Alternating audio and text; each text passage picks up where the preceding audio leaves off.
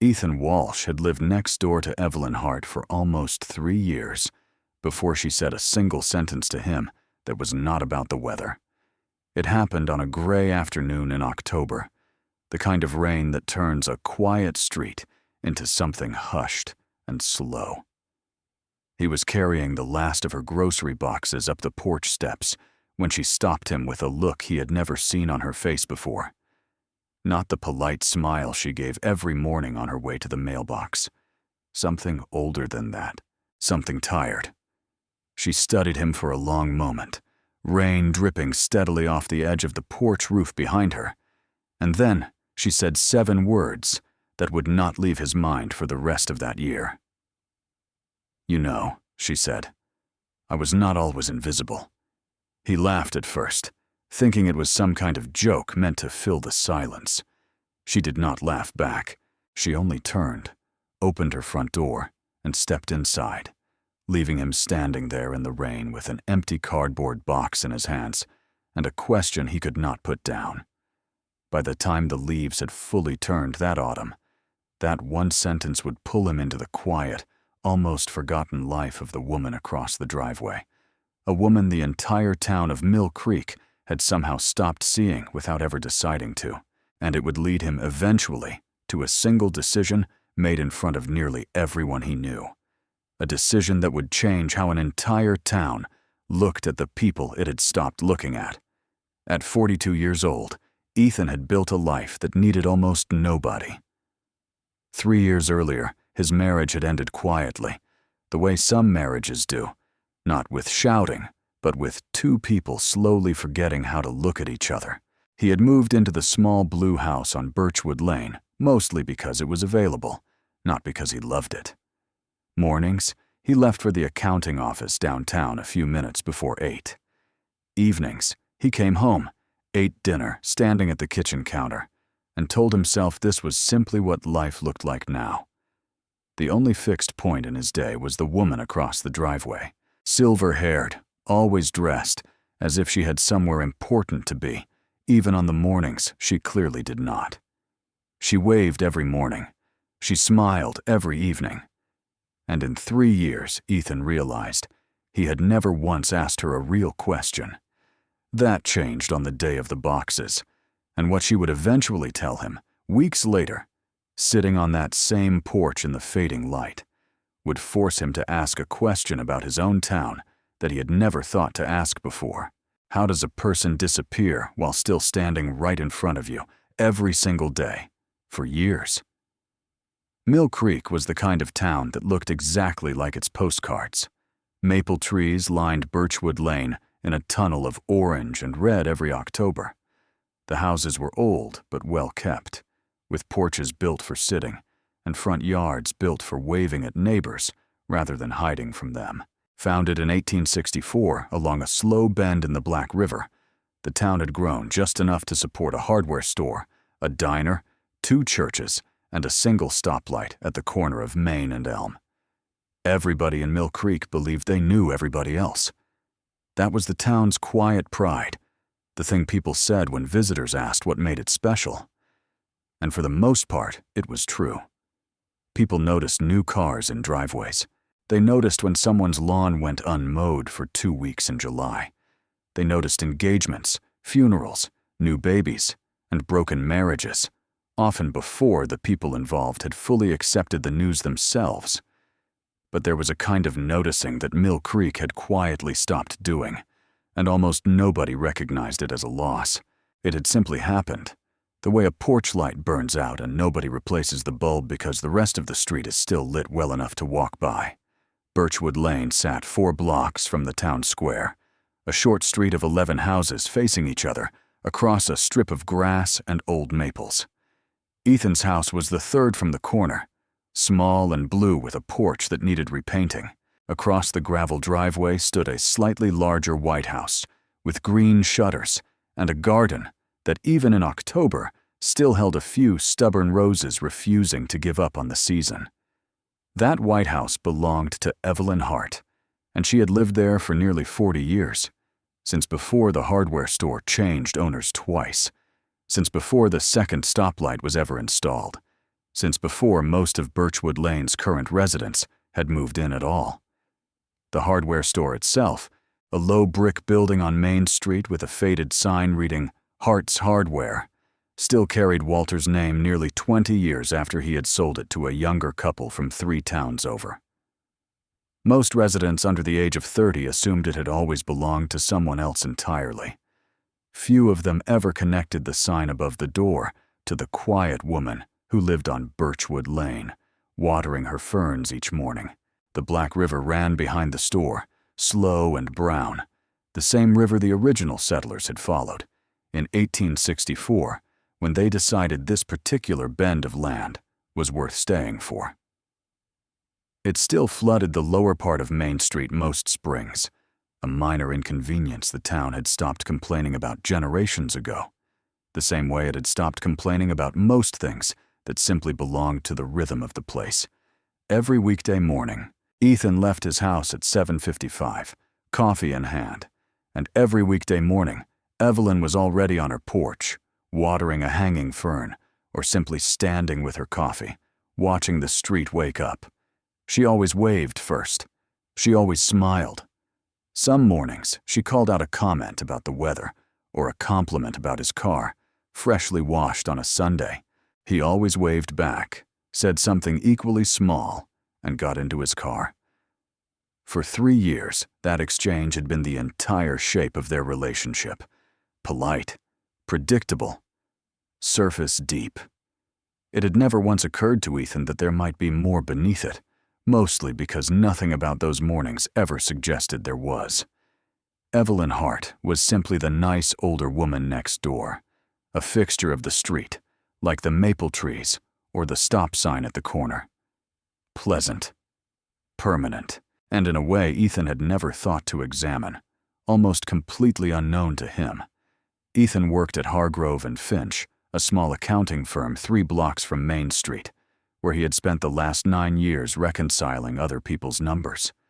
He was good at his job, careful and exact, the kind of employee a small firm depends on without ever quite celebrating. His marriage to his college girlfriend had lasted 11 years before it simply ran out of road. There had been no betrayal, no single dramatic ending, just 2 people who had stopped reaching for each other long before either of them said so out loud. Since the divorce, his world had narrowed considerably. Work. Home.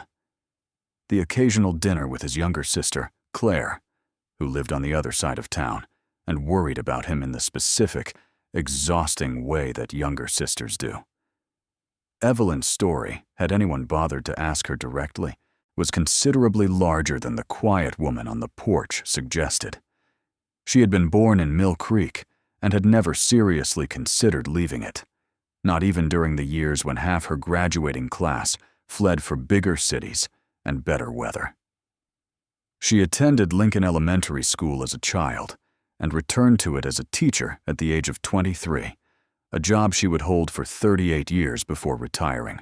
3 generations of Mill Creek children had sat in her 2nd grade classroom, many of them, now grown with children and grandchildren of their own, still lived within walking distance of her porch, and still, on the rare occasions they thought to mention it, called her the best teacher they ever had. Among the children who had passed through her classroom over the decades was a boy named Tom Coyle, who struggled badly with reading in 2nd grade, and now ran the pharmacy counter on Main Street, never once making the connection between the silver-haired woman who came in for her prescriptions each month and the teacher who had once sat with him after school 3 days a week until the letters finally stopped scrambling themselves in his mind. Evelyn remembered him perfectly. He did not remember her at all. Not really.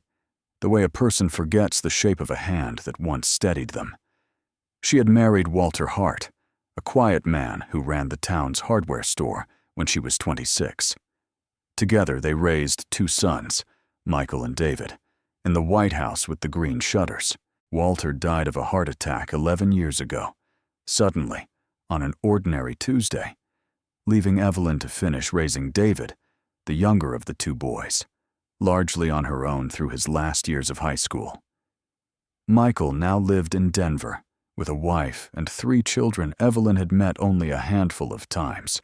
David had settled in Seattle, working long hours at a software company, calling his mother every other Sunday out of love that had simply grown distant with distance itself. Evelyn was 61 years old. She still gardened every spring. She still read 2 books a week from the Mill Creek Public Library. She still remembered, with startling precision, the name of nearly every child who had ever sat in her classroom, the ones who struggled with their letters, and the ones who finished every book she handed them within a week. And she had not had a real conversation with another adult, beyond brief exchanges at the grocery store or the pharmacy counter, in longer than she cared to admit. Her days had taken on a quiet rhythm that rarely varied: coffee on the porch each morning, regardless of the weather, a walk to the market on Tuesdays and Fridays, an hour in the garden when the weather allowed it, Sunday service at St. Andrew's, where she sat in the same pew, 4th from the back, beside an empty space that had once belonged to Walter. The rhythm was not unhappy, exactly. It was simply small, and it had been getting smaller for years, without her quite noticing the shrinking. This was the woman who, on a rainy October afternoon, looked at the man who had lived across her driveway for 3 years and decided, for reasons she could not entirely explain even to herself, to tell him the truth. In the days following the rain, Ethan began noticing things he had never paid attention to before. Small things, the kind of thing a person only sees once they have started looking. On Tuesday morning, he stopped at Sully's Diner on Main Street for coffee before work, the same diner he had visited 100 times without really watching the room. Evelyn was there, 2 booths away, sitting alone with a cup of tea, and the Mill Creek Courier folded neatly beside her plate. The waitress refilled coffee at every table around her, twice during the 20 minutes Ethan sat there.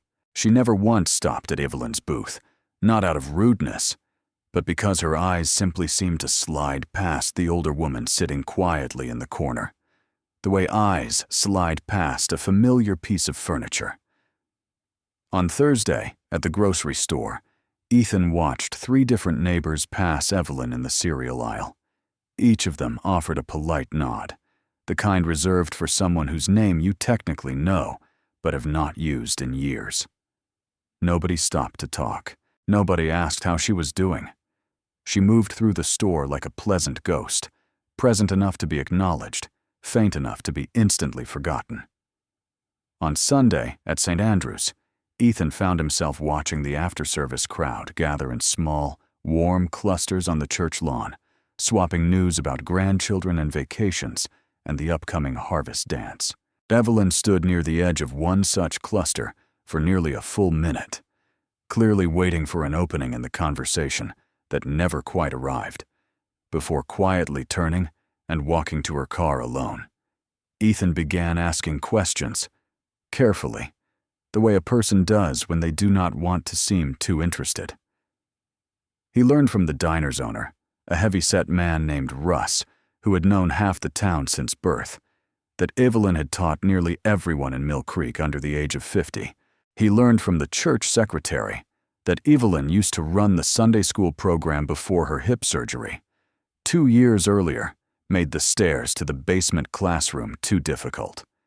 He learned, almost in passing, that David Hart had not visited his mother in person in over a year, though he called faithfully, and that Michael had not visited in nearly 3. On a Wednesday, Ethan happened to be at the pharmacy when Evelyn came in for her monthly prescription. Tom Coyle rang her up the way he rang up every customer, pleasant and efficient, asking if she needed a bag, telling her to have a good afternoon. He had no idea, none at all, that the woman in front of him had once spent 3 afternoons a week after school, making sure he would not fall behind his classmates forever. Ethan watched the exchange and felt something twist in his chest, a kind of second-hand grief for a debt that would never be acknowledged, because nobody involved even remembered it was owed. None of this was said with cruelty.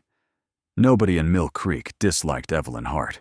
If asked directly, most of them would have said warm, sincere things about her years at the school, about the casseroles she still occasionally brought to new neighbors, about the gentle way she had once handled a classroom full of 7-year-olds. And yet, somehow, none of that warmth translated into anyone actually seeing her, day to day, the way they saw each other. It struck Ethan, sitting in his car outside the grocery store one afternoon, that there was a particular kind of loneliness reserved for people who had given an enormous amount to a community for decades, only to become, eventually, a fixture rather than a person. A name on a plaque, a face at the edge of the photograph, present, accounted for, and almost entirely unseen. He thought about his own mornings on the porch, the quick wave, the small comment about the weather, and felt something uncomfortably close to shame. He had been doing the exact same thing for 3 years, without ever once noticing that he was doing it. The clearest moment came 2 weeks after the rain, at a planning meeting for the annual harvest dance held in the basement of the Grange Hall. Ethan had gone only because Claire dragged him along, insisting he needed to leave the house more. Evelyn was there too, sitting near the back, hands folded in her lap. When the committee chair began assigning tasks, volunteers were called for nearly everything: decorations, the dessert table, setting up chairs, running the raffle. Evelyn raised her hand twice, quietly, offering to help with the dessert table, something she had organized without complaint for over a decade. Both times, the chair's eyes moved past her to someone younger standing nearby, someone who had not even raised a hand. Nobody meant anything by it. It simply happened, the way water finds the easiest path downhill. Ethan watched Evelyn slowly lower her hand the second time, watched her face arrange itself back into its usual, pleasant, unbothered expression before anyone else could notice she had been overlooked at all. It was a small thing. It would have taken him 3 years to even register a moment like that as worth noticing. But now, he saw it clearly, and it bothered him more than he expected. It started with the roses. The Saturday after the Harvest Committee meeting, Ethan was struggling in his own front yard with a stubborn hedge that refused to be trimmed evenly, when Evelyn called over from her garden, offering, with a small laugh, to come rescue the hedge before he made it worse. He accepted, mostly out of politeness, expecting a few minutes of friendly instruction before she returned to her own yard. She stayed for an hour. She showed him how to angle the shears, how to step back every few cuts to check the line, how his grandfather, whom he mentioned only in passing, had probably trimmed hedges the exact same careless way. By the time the hedge was finished, evenly if not expertly, they were sitting on his porch steps with 2 glasses of lemonade she had brought over without asking, talking about something that had nothing to do with hedges at all. The conversations after that came easily, almost without either of them deciding to start them. Tuesday evenings became gardening evenings, Evelyn walking him through the slow, specific work of preparing her rose beds for winter. Thursday evenings became something closer to a standing arrangement, sitting on whichever porch caught the last of the sun, talking about books she had read, and he had not, about the years she had spent teaching, about the particular silence of a house built for 4 people now holding only 1. She lent him a novel about a lighthouse keeper that she said had taken her an entire summer to fully appreciate. He read it in 4 days and showed up at her door to argue, gently, about the ending. She laughed harder at that than he had heard her laugh in 3 years of mornings on the porch. One Thursday, helping her clear out a corner of the garage, Ethan found a wooden toolbox with the initials WWH burned crudely into the lid, clearly the work of a child's hands many decades ago. Evelyn went quiet when she saw it, then explained that David had made it for Walter in a woodshop class when he was 12, and that Walter had used it every single day until the heart attack that took him 11 years later. She had not been able to throw it away, and had not been able to look at it either, so it had simply sat in the garage, untouched, for over a decade. Ethan offered to set it on a shelf in her kitchen instead. The following week, it was there, holding a small collection of her gardening gloves. One evening in early November, the two of them ended up cooking dinner together in her kitchen, an arrangement neither of them had planned. He had mentioned, in passing, that he had not made a real meal for himself since the divorce. She handed him an apron that had clearly belonged to Walter and put him to work chopping onions while she handled everything that mattered. They ate at her kitchen table, the good plates instead of the everyday ones, and stayed there talking long after the food was gone. He found himself looking forward to those evenings in a way that surprised him. Evelyn was, he began to realize, simply one of the most interesting people he had spoken to in years. She remembered everything. She asked real questions and waited for real answers. She had opinions about books and politics and the proper way to make a pot roast, and she delivered all of them with a dry, unhurried humor that had nothing to do with the quiet, pleasant version of herself she presented to the rest of the street. For the first time since his divorce, Ethan noticed he was not simply filling his evenings. He was looking forward to one in particular. One evening, sitting on her porch as the streetlights flickered on along Birchwood Lane, Evelyn told him about the year she almost quit teaching, 3 years into the job, convinced she had made the wrong choice entirely. She told him about Walter, gone now for 11 years, and the particular ache of folding laundry for one person instead of 4. She told him quietly that David had not visited in over a year, and that she had stopped mentioning it to people because the sympathetic looks had started to feel worse than the loneliness itself. Ethan did not know what to say to most of it. He simply listened, which, he was beginning to understand, was the thing almost nobody in Mill Creek had offered her in a very long time. It did not take long for Birchwood Lane to notice. Mill Creek had always run on a particular kind of attention, warm in intention but relentless in practice, and 2 porches lighting up with conversation. 3 evenings a week was the sort of thing that did not go unobserved for long. By the 3rd week of November, Ethan began catching small signs of it. A neighbor 2 doors down asking, with too much casualness, how Evelyn was doing these days. Russ at the diner raising an eyebrow when Ethan mentioned, in passing, that he had been over at Evelyn's helping with her gutters. The comments started gently enough. A co-worker joked that Ethan had found himself a new grandmother. Someone at the hardware store, an old friend of Walter's, asked with a strange half-smile whether Ethan was thinking about settling down with the widow Hart, the way you might tease a teenager about a crush. Ethan laughed these off at first. They felt harmless, the predictable noise of a small town that did not have enough genuine drama to fill its conversations, and so manufactured some out of 2 neighbors becoming friends. But the comments did not stay harmless for long. At a family dinner in late November, his sister Claire finally said what half the town seemed to be tiptoeing around.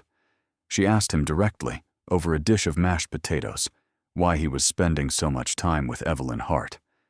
Not unkindly, but pointedly, the way a sister asks a question she has clearly been rehearsing. Ethan told her the truth, that Evelyn was simply good company, that their conversations had become one of the better parts of his week.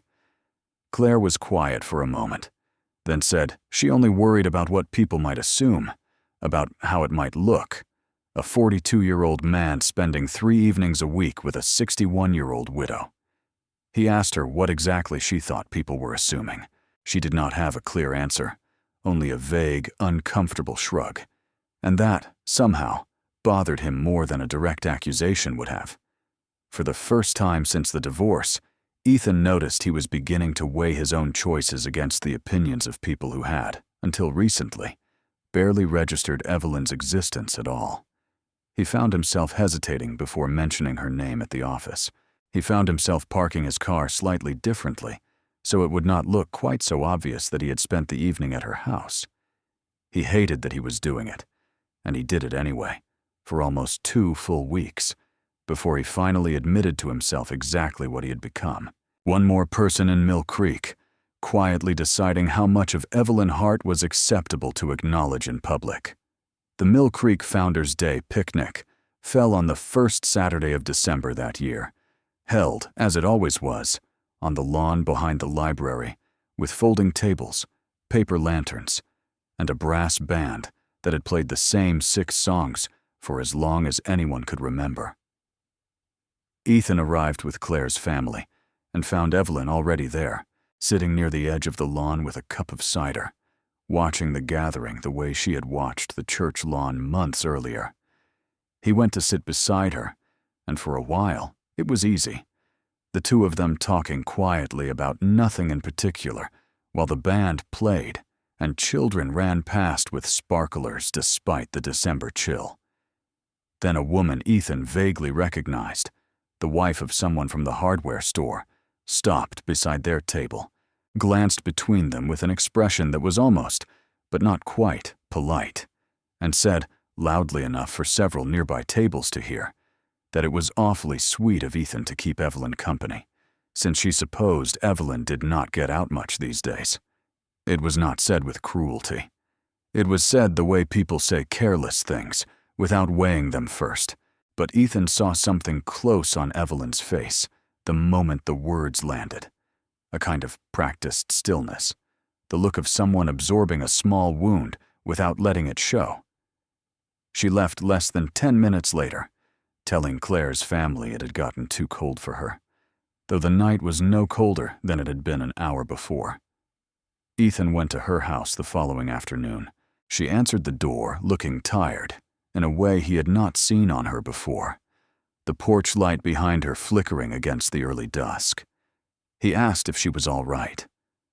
For a long moment, she said nothing at all.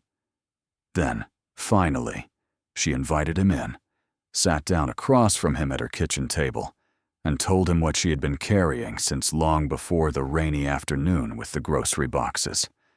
The kitchen smelled faintly of cinnamon, a candle burning low on the counter, and steam curled up from 2 cups of tea, neither of them touched, for most of the conversation. Outside, the wind had picked up, rattling the storm window above the sink, in a way Ethan suspected she had grown so used to over the years that she no longer noticed it at all. She said that when a woman grows old, people stop seeing her. Not all at once. Not with any single cruel moment she could point to and blame. It happened slowly, she said. One missed invitation at a time. One conversation that moves on without her. One room she enters that does not quite notice she has entered it. She said it does not matter who she was. It does not matter that she taught nearly every child on this street how to read. That she raised 2 sons, largely alone after Walter died.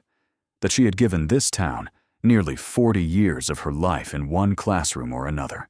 None of it matters, she said, once a certain kind of invisibility sets in. She simply disappears in plain sight, while everyone around her insists, with perfect sincerity, that of course they still see her. He asked her quietly, when she had first noticed it happening. She thought about the question longer than he expected, turning her teacup slowly in her hands. It was small at first, she told him. A friend who used to call every week, who simply stopped calling, without any falling out, without any clear reason at all. An invitation to a dinner party that came less often, then not at all. A seat at the front pew that someone else now occupied, without ever asking if she minded. None of it was an event. It was an erosion, she said. The kind that takes years to notice because each missing piece is small enough to explain away on its own. She told him she used to believe it would stop once she retired, that she would simply find new rooms to belong in. Instead, the rooms had only grown quieter, and somewhere in the last several years, she had stopped expecting anything different. Ethan did not know what to say. He sat with the silence for a long moment, the kitchen clock ticking somewhere behind him, and understood, with an uncomfortable clarity, that she was right. Not exaggerating, not feeling sorry for herself, simply describing as plainly as she could something true that almost nobody around her had ever bothered to name out loud. He left her house that evening with a familiar ache in his chest, one he recognized but had not expected to feel on her behalf, he thought, walking back across the driveway in the cold, that he understood loneliness reasonably well by now, after 3 years of empty evenings following his divorce. But what Evelyn had described was something else, something heavier. A loneliness built not from absence, but from being technically present while everyone around you slowly, politely, stopped looking. For the next several days, Ethan could not stop thinking about what Evelyn had said. He thought about it at his desk, reconciling numbers that suddenly felt smaller than they had the week before.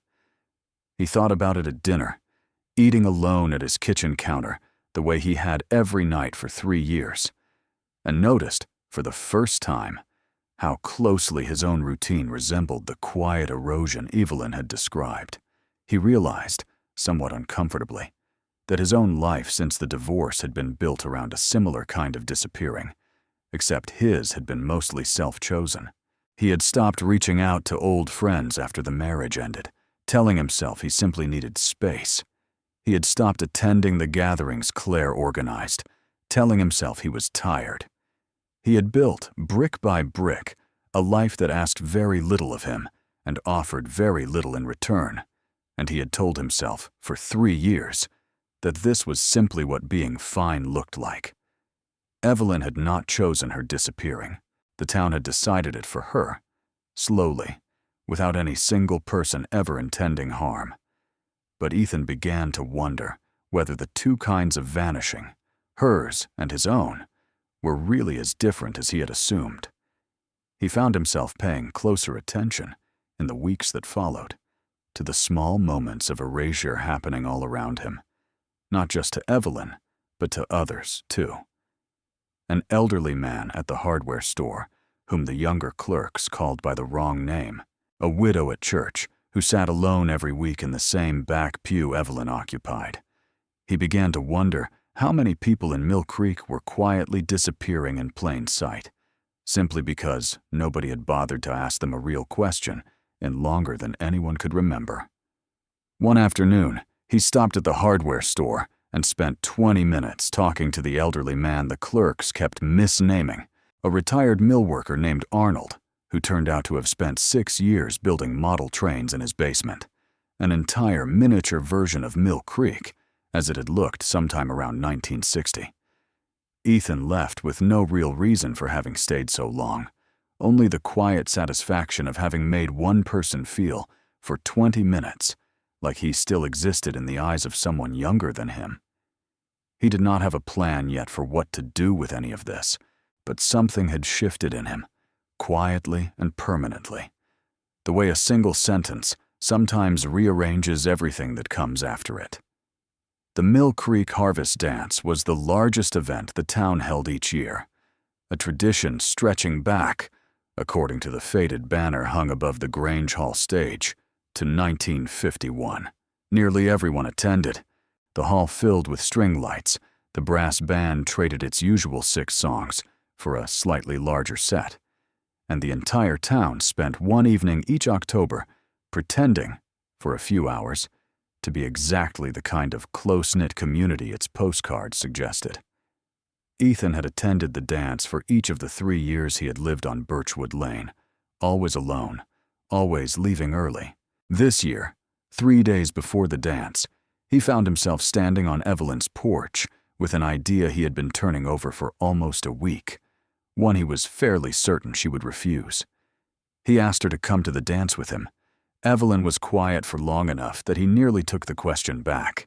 Then she said, simply, that she had not been to the dance in nearly 6 years, not since shortly after Walter died, when she had gone once out of obligation and spent the entire evening feeling like a guest at a party she no longer belonged to. She said she did not think that had changed. Ethan told her he thought it had changed, slightly, because this year she would not be going alone. She still hesitated. She mentioned, carefully, what people might say. The same worry Claire had voiced weeks earlier, framed now from the other direction. A widow in her 60s, arriving on the arm of a man 20 years younger. She said she had spent enough of her life worrying about how things looked to other people and was not entirely sure she wanted to spend an evening doing it again. Ethan told her, honestly, that he was tired of worrying about how things looked too. He said he had spent the last month watching her disappear in places that should have known better, and that he would rather stand beside her while people stared than keep pretending, the way the rest of the town did, that nothing was happening at all. She studied him for a long moment on that porch, the same porch where she had once told him she wasn't always invisible, and finally said yes. When Claire heard he was taking Evelyn to the dance, she went quiet on the phone for a moment, the same way she had gone quiet over the mashed potatoes weeks earlier. Then she simply said she would see them there, and that she hoped Evelyn liked the cranberry punch she was bringing.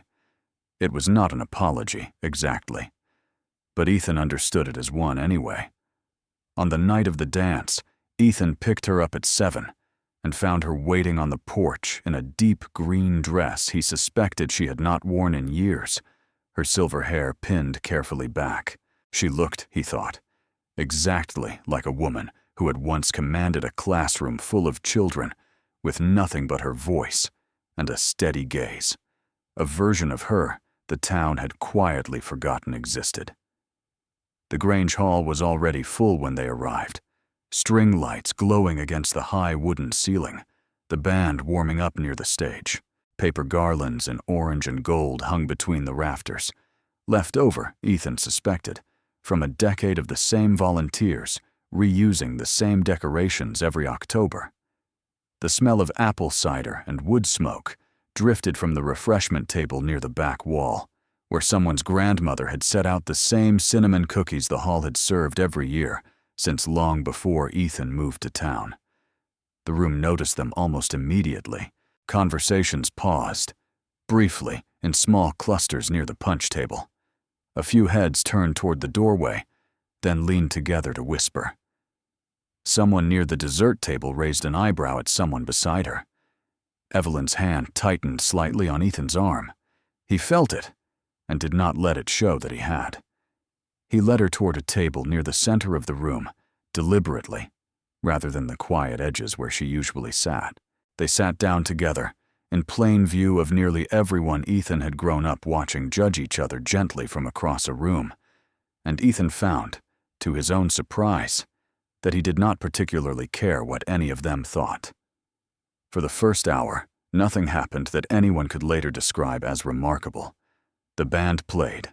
Couples filled the floor in loose rotations. Evelyn and Ethan talked, ate, watched the room the way they always did from their respective porches, except now they were doing it from the same table, in the middle of everyone. It was during the third set, as the band slid into a slow, old-fashioned waltz, that Ethan noticed the pattern repeating itself in real time. Couples paired off easily across the floor. A few teenagers danced badly and happily near the edges. An elderly man asked his wife of 40 years to dance, the same way he likely had every October for decades. Nobody approached Evelyn's table. It was not unkind, exactly. It simply did not occur to anyone in that room that the woman who had taught half of them to read might also want to be asked to dance. She sat with her hands folded in her lap, watching the floor with the same careful, practiced stillness Ethan had seen on her face at the picnic weeks before. Ethan stood up. He crossed the floor without entirely planning what he would say, weaving between couples who were only beginning to notice him moving, until he reached Evelyn's chair. He held out his hand.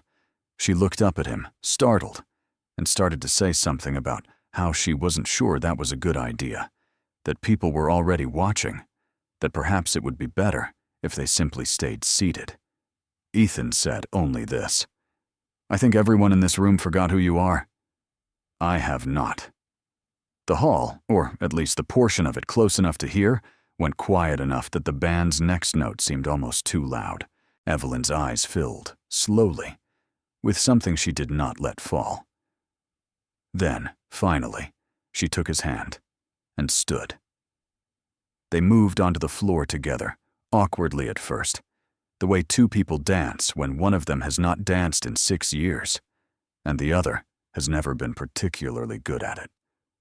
The room watched. Some of the watching was curious. Some of it, Ethan suspected, was something closer to shame, the kind that comes from realizing all at once exactly how long you have been looking past someone without noticing. Halfway through the song, an older woman near the punch table, a former colleague of Evelyn's from the elementary school, set down her cup and crossed the floor to tap her own husband's shoulder, nodding toward the dance floor. A moment later, the woman who had made the comment at the picnic found herself watching with an expression Ethan could not quite read, something between embarrassment and quiet understanding. By the end of the song, 3 other couples had joined them on the floor who had not been dancing before, an unspoken correction moving quietly through the room. Nobody announced what had happened. Nobody needed to. The room simply, gradually, remembered how to look at Evelyn Hart again, one careful glance at a time. The change that followed the harvest dance did not arrive all at once, the way Ethan had half expected it to. It arrived slowly, the same way Evelyn's disappearing had arrived slowly, except now moving in the opposite direction. The Sunday school coordinator at St. Andrews, who had quietly closed the program 2 years earlier, after Evelyn's hip surgery, stopped by the White House with green shutters in November to ask whether Evelyn might consider returning in a smaller capacity, perhaps once a month. Evelyn said yes before the woman had finished the sentence. Russ at the diner started saving her usual booth, the one by the window, and began refilling her tea without being asked, the same way he refilled everyone else's coffee. It was a small thing. It was also, Ethan suspected, exactly the kind of small thing that mattered most. The Harvest Committee, somewhat sheepishly, asked Evelyn to run the dessert table the following year, this time without making her raise her hand twice to be noticed. David called more often, every Sunday rather than every other, after Ethan mentioned, carefully and only once, that his mother had recently started going out again. Michael flew in for Christmas for the first time in 3 years, bringing his children to meet a grandmother they had mostly known through photographs. In January, the Mill Creek Public Library asked Evelyn to lead a weekly after-school reading program for struggling second graders, the same age group she had taught for 38 years. She accepted within the hour. By March, 3 children who had come in barely able to sound out their own names were reading short chapter books on their own, and the librarian quietly mentioned to Ethan that she had not seen this many parents stop by just to thank a volunteer in all her years running the place. Ethan's own life shifted too, in ways he had not entirely anticipated. He found himself reaching out to old friends he had let drift away after the divorce, sending a few hesitant messages that, to his surprise, were answered warmly and quickly. He started attending Claire's family dinners again, not out of obligation, but because he had remembered, somewhere along the way, that he actually liked being around people who knew him. He even volunteered, somewhat to his own surprise, to help coach the youth soccer team Claire's son played on, a commitment that would have felt impossible to him a year earlier. He and Evelyn continued their porch evenings through the winter, moving indoors when the cold made the porches unbearable, the conversations no smaller for the change of scenery. Their friendship did not turn into the kind of romance the rest of Mill Creek had quietly speculated about at the picnic and the dance. It became something else instead, something the town eventually stopped gossiping about, because it no longer seemed strange. 2 people who had each, in their own way, been quietly disappearing, who had simply decided, one rainy afternoon, to start seeing each other clearly instead. Closing. The following October, almost exactly a year after the afternoon with the grocery boxes, Ethan carried a different kind of box up Evelyn's porch steps, this one filled with apples from her own backyard tree, ready for the pies she insisted on bringing to the dance again that year. She watched him set the box down, then looked at him the way she had looked at him that first rainy afternoon, though something in her expression had changed entirely since then. "Thank you for seeing me," she said.